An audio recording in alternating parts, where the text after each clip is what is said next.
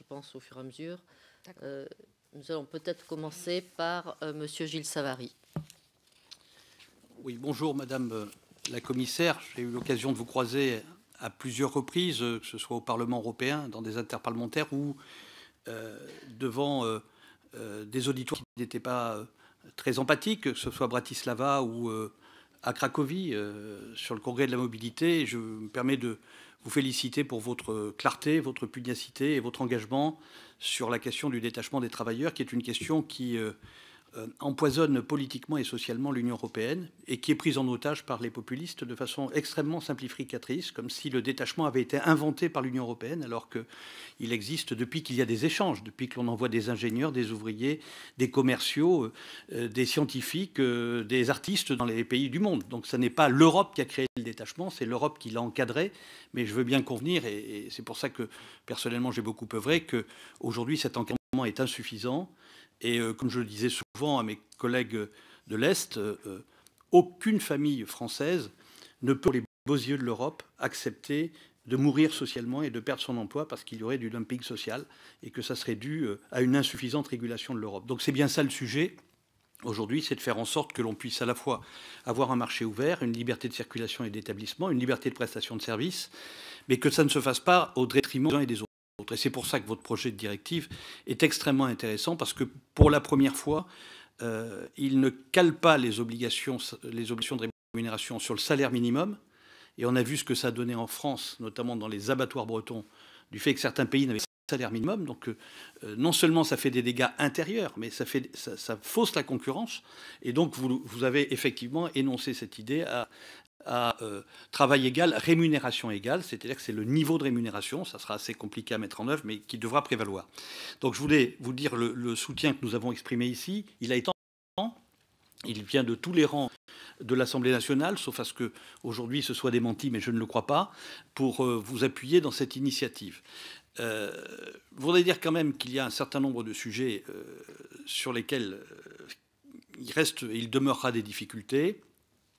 Je voudrais les évoquer, en particulier, enfin, vous connaissez un peu ma marotte peut-être, sur la prestation de services internationale et l'intérim.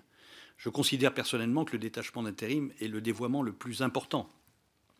Parce qu'une entreprise intérimaire, quand elle détache quelqu'un à l'étranger, elle devrait détacher quelqu'un de son staff d'intérimaire. Or, en réalité, c'est du détachement de placement de main-d'œuvre. Vous savez comment ça fonctionne? Optimisation sociale, société boîte à lettres.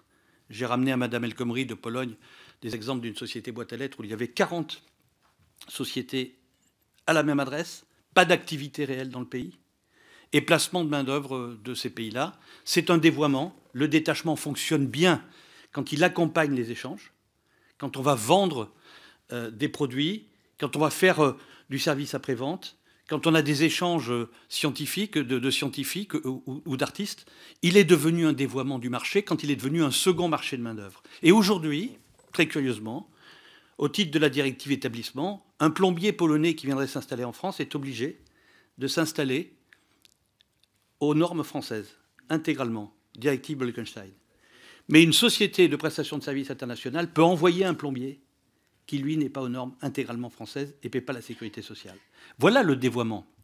Et voilà, aujourd'hui, ce qui met du trouble et qui rend les choses très difficilement contrôlables.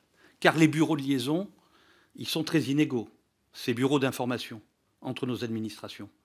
Parce que les pays n'ont pas les mêmes intérêts. Vous voyez comment des pays comme la Pologne, la Bulgarie, la Slovaquie sont attachés au détachement des travailleurs contre votre directive. C'est parce qu'ils n'ont pas les mêmes intérêts. Comment voulez-vous qu'ils nous renseignent correctement? Donc voilà un certain nombre de sujets qui sont encore pendants. Et je voulais simplement vous demander, parce que je sais qu'ils sont très difficiles, pratiquement insurmontables, mais personnellement je pense que le détachement d'intérim est le dévoiement essentiel. Il y a 3 types de détachement avec de 96. On dirait que l'intérim devrait s'établir sur le pays d'accueil, que, à mon avis, ça réglerait une grande partie du problème avec des procédures extrêmement simples et non pas les procédures sophistiquées auxquelles on est obligé. Je voulais quand même vous poser la question de savoir où on en est des équilibres politiques aujourd'hui, comment vous les ressentez au sein du Conseil.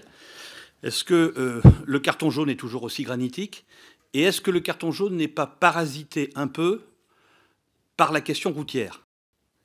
je ne sais pas si je vais essayer de m'exprimer de façon plus claire. Il y a eu des dispositions un peu empiriques qui ont été prises par certains États membres sur le transport routier, qui est d'une toute autre nature, parce que c'est des personnels qui franchissent les frontières en permanence. Donc on ne peut pas le régler avec le détachement classique.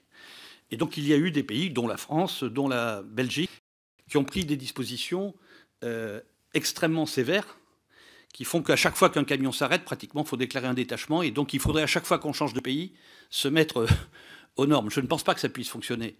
Mais enfin, en tout cas, c'est vécu de façon un peu vexatoire par certains pays. Est-ce que vous sentez qu'en assouplissant l'un et en le renvoyant aux travaux de Madame Bulc, on pourrait avoir un peu plus de souplesse sur l'autre, c'est-à-dire sur votre projet de directive, ou est-ce que vous considérez que c'est véritablement sans lien? Personnellement, j'ai senti une grosse crispation des collègues polonais sur le sujet. Je peux compléter avant de passer la parole, les collègues bulgares et roumains aussi, hein, pour la dernière partie.